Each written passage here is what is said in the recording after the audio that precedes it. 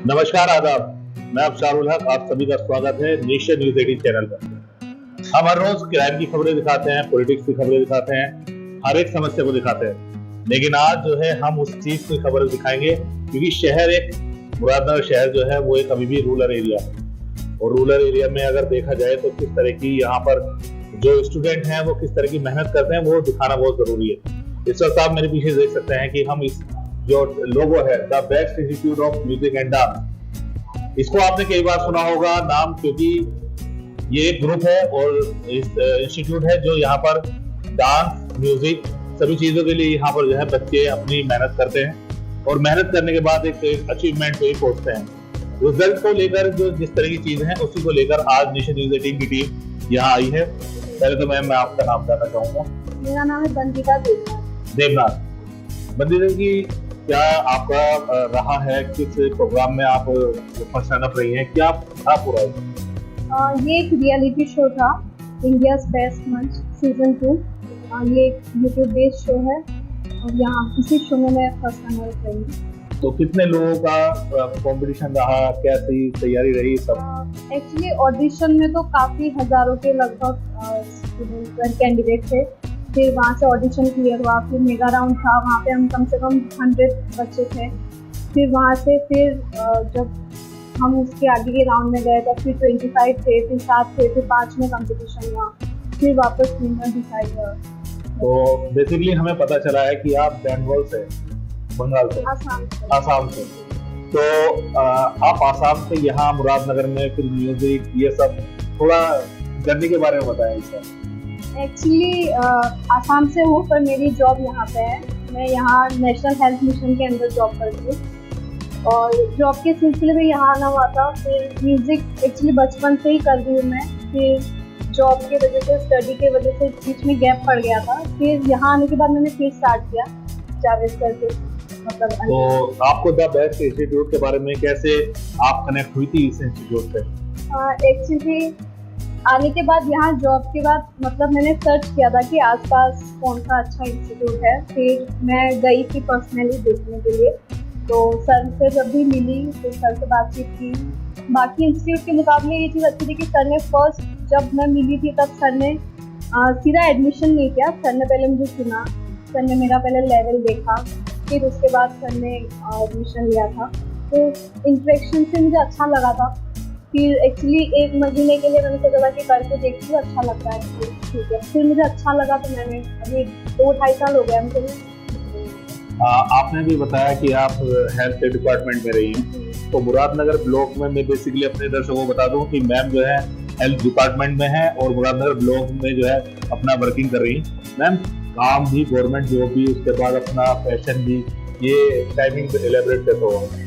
Actually थोड़ा problem तो होता है, पर सर से जैसे बात करके फिर टाइमिंग हम एडजस्ट करते हैं। पहले मैं दिन वाले बैच में आती थी, फिर जॉब के टाइमिंग की वजह से थोड़े इश्यूज होते थे, तो फिर मैंने इवनिंग आना शुरू किया और हफ्ते में 3 दिन आती हूँ। तो आज जब आप जिस अचीवमेंट में पहुंची, क्या लगता है अभी मेहनत और भी है या फिर अभी आगे चल के और भी करना है? जी, ऑफ कोर्स करना है। ये तो स्टार्टिंग है, जस्ट 2 ही साल हुआ है।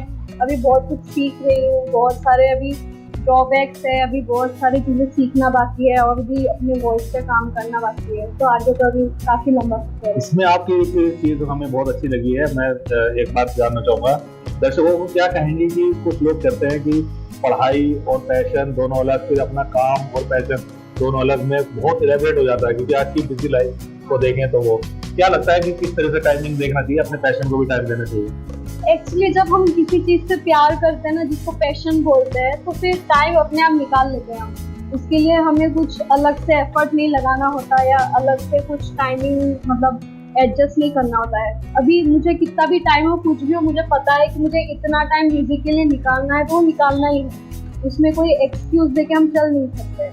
अब रियाज भी हमें मेंटेन करना है, सुबह उठ के फिर ड्यूटी भी जाना है, वहाँ पेशेंट्स देखने, फिर वापस आना है। मैं यहाँ अकेली रहती हूँ, खाना वाना बनाना, सब काम करना, तो फिर भी उसके बीच में भी टाइम निकाल लेती हूँ, क्योंकि पैशन है। अब कितना भी थका हुआ हो ना इंसान, तो भी निकल जाता है, अपने अंदर एनर्जी आ जाती है अपने आप। जिस तरह से मैम आप अभी इतनी दूर यहाँ रह रही हैं, तो फैमिली बोलती होंगी कि अभी आप क्या कर रही हैं, आप अपना अच्छा जॉब वगैरह है, आप कहाँ म्यूजिक वगैरह में? हाँ, एक्चुअली शुरुआत में जब मैंने अपने घर पे बताया था जॉब के बाद कि मैं फिर पे म्यूजिक करना चाहती हूँ, तो सबने मना किया था कि क्या करोगी, अब जॉब लग गई हो, अब गवर्नमेंट जॉब है, सेटल हो गई हो, अब क्या ज़रूरत है। पर मेरा ये था कि नहीं, मैं करूँगी, कुछ भी हो जाए, मुझे अभी करना है ट्राई। जॉब तो साइड में चलता रहेगा, वो भी पसंद है, वो भी काम पसंद है, ऑफकोर्स सभी इसी फील्ड में आई हूँ, तो वो चलता रहेगा साथ में, ये भी ज़रूरी है, ये सपना है ऑफकोर्स, बचपन से जिया है, तो इसमें काम तो करना ही है, बिना काम करे तो छोड़ नहीं सकते। तो द बेस्ट इंस्टीट्यूट के बारे में 2 लाइन आप क्या कहेंगे? एक्चुअली बहुत टाइम से सीखा है, बहुत टीचर्स के अंदर सीखा है, बहुत लोगों से मिली हूँ, पर जावेद सर के बारे में अगर एक बात कहे तो कभी जावेद सर से मतलब हम कुछ भी पूछने के लिए या कुछ भी सीखने के लिए हम हिचकिचाते नहीं। सर ने इतना अच्छा बॉन्ड रखा है हर एक बच्चे के साथ, हर एक बच्चे की प्रॉब्लम सुनते हैं, हर एक बच्चे को उसी अकॉर्डिंग क्लासेस प्रोवाइड करवाना, और फिर मतलब सर अपनी बिजी शेड्यूल से भी हर एक बच्चे के अकॉर्डिंग ही टाइम निकालते हैं, क्योंकि हम जानते हैं सर भी कितने बिजी है, सर के शोज रहते हैं, सर के और भी क्लासेस है, फिर भी हम जब भी बोलते हैं सर कि इस टाइम पे नहीं हो रहा, सर इसके हिसाब से मैनेज करते हैं। और कभी भी क्लास में मतलब हमने गा के सुना दिया, सर वहीं पे नहीं रोकते हैं, फिर कमियां निकालना कि यहाँ पे भी इतने काम करने की जरूरत है, ये बहुत ज़रूरी है, क्योंकि हम अभी मतलब सोचते हैं कि अभी हम बड़े हो गए, अभी तो इतना टाइम से गा रहे, सही गा रहे होंगे, पर वहाँ पे कमी निकालना वो बहुत ज़रूरी होता है। सर एक एक चीज़ बारीकी से कमी निकालते हैं, एक एक बच्चे पे टाइम देते हैं, वो बहुत इम्पोर्टेंट है। तो यदि हमारे साथ बंदी रहेगी, क्योंकि इनकी बातचीत से बिल्कुल साफ है कि अभी आगे की और प्रिपरेशन रहेगी, क्योंकि अपने काम के साथ किस तरह से अपने पैशन को अचीव कर दिए वो इनसे सीखना चाहिए। हमने अभी फर्स्ट रनअप से बात की थी, क्योंकि एक ही इंस्टीट्यूट में जब कई सितारे दिखते हैं तो सबसे अलग अलग बात करना भी जरूरी होता है। अब जो हमारे मेन गेस्ट हैं वो ये हैं, क्योंकि ये उस द बेस्ट मंच जो प्रोग्राम था उसकी ये विनर रही हैं।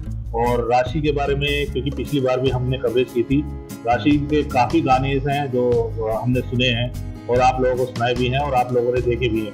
पहले तो राशि आपका बहुत बहुत शुक्रिया।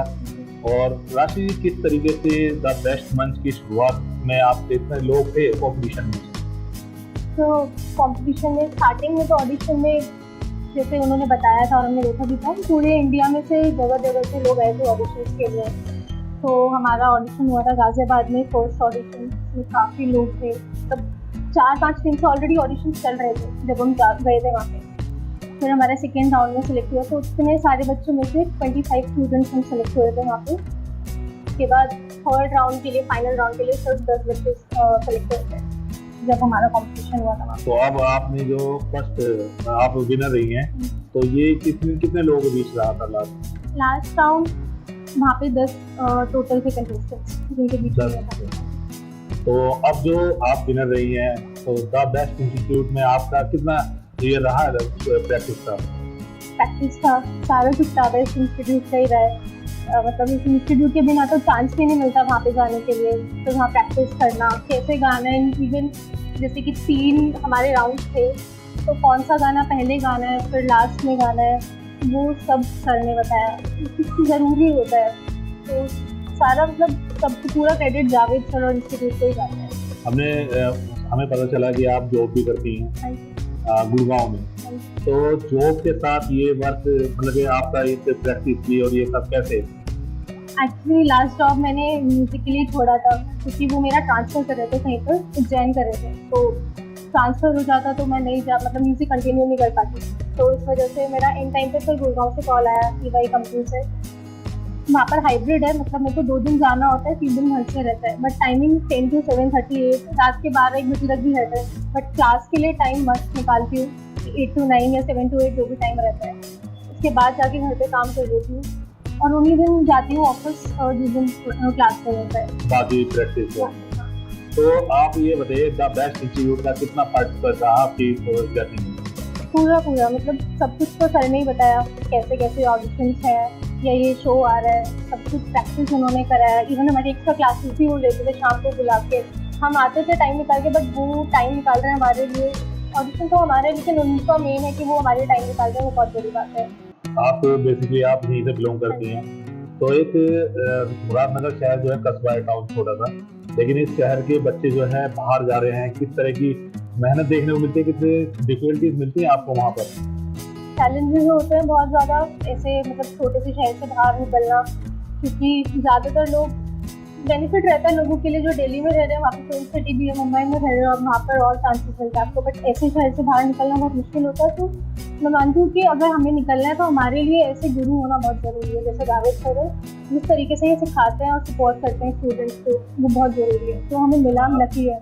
मैं चाहूंगा कि आप दर्शकों को 2 लाइन अपने गाकर सुनाई जो आपने फाइनल राउंड में गाना गाया होगा, 2 लाइन।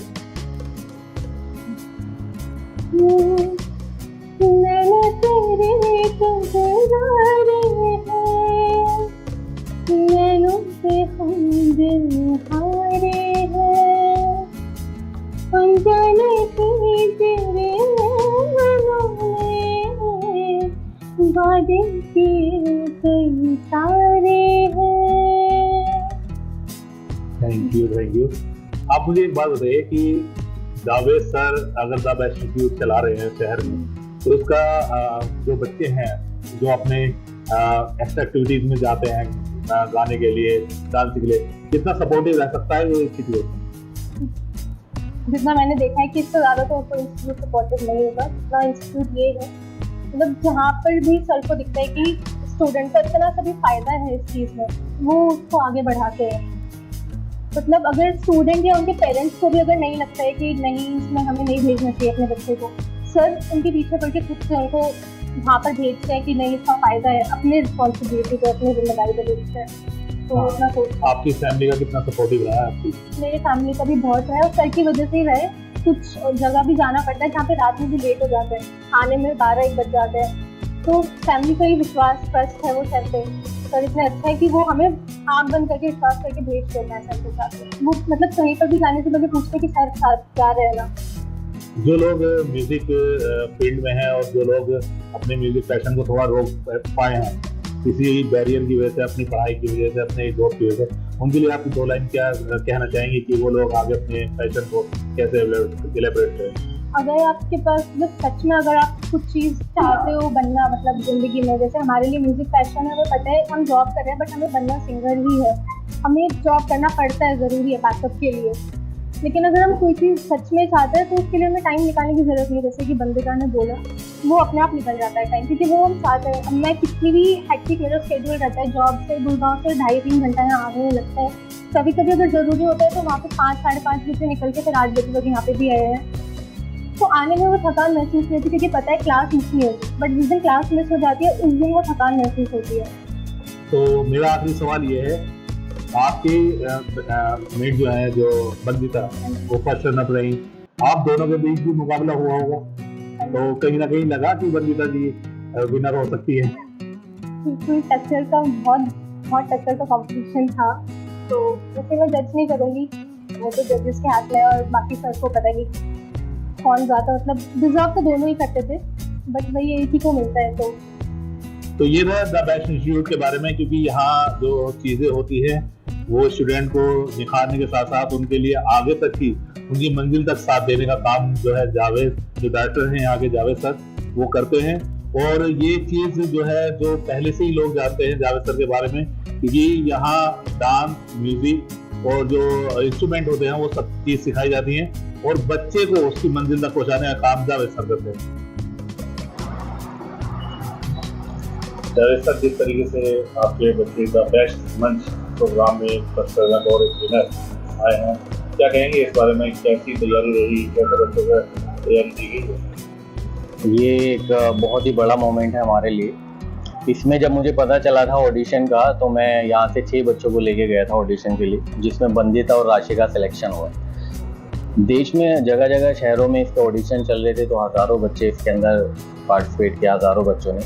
जब इनका सिलेक्शन टॉप 100 में हुआ और ये मेगा राउंड में पहुंचे, तो वहाँ से हमने और ज़्यादा तैयारी स्टार्ट कर दी। तो मुझे उम्मीद थी कि ये बच्चे कुछ कर पाएंगे। तो वहाँ पे इनके जब 3 राउंड होने थे, क्वार्टर फाइनल, सेमीफाइनल और फाइनल, उसके लिए मैंने इनको 3 सॉन्ग ऐसे कराए जो ये बेस्ट कर सकते हैं अपना। और एक थोड़ी सी रणनीति मेरी ये रही, जो मैंने वहाँ पे और सिंगर्स को देखा, उन्होंने अपना बेस्ट स्टार्टिंग में दिया। मैंने इनका क्या किया कि इनका जो बेस्ट था उसको लास्ट के लिए बचा के रखा, और मैंने इन दोनों बच्चों को बताया था कि मैं थोड़ा रिस्क ले रहा हूँ, इससे ऐसा भी हो सकता है कि आप बाहर निकल जाओ पहले, और ऐसा भी हो सकता है अगर ये फिट बैठी रणनीति तो आप एंड में विनर भी बन सकते हैं। तो वैसा ही हुआ, जब इन्होंने क्वार्टर फाइनल के बाद सेमीफाइनल दिया तो जज और सारी ऑडियंस चौंक गई। इनका परफॉर्मेंस पहले से और बेटर था और दूसरे लोगों का पहले से डाउन था, क्योंकि वो अपना बेस्ट पहले दे चुके थे, फिर वो उसके ऊपर नहीं जा पा रहे। और ये दोनों फाइनल में पहुंचे तो इन दोनों के अंदर फाइनल में टक्कर थी। जज और सभी लोग बोल रहे थे कि फाइनल में भी आप दोनों के अंदर टक्कर है। उसके बाद जब फाइनल हुआ तो इनका जो सबसे बेस्ट परफॉर्मेंस था वो इन लोगों ने फाइनल में दिया, और जैसा हमें उम्मीद थी राशि विनर बनी और बंदिता फर्स्ट रनर प्राइज। तो बहुत बड़ा मोमेंट था, एक ही इंस्टीट्यूट से फर्स्ट और सेकंड दोनों प्राइज हम लेके आए।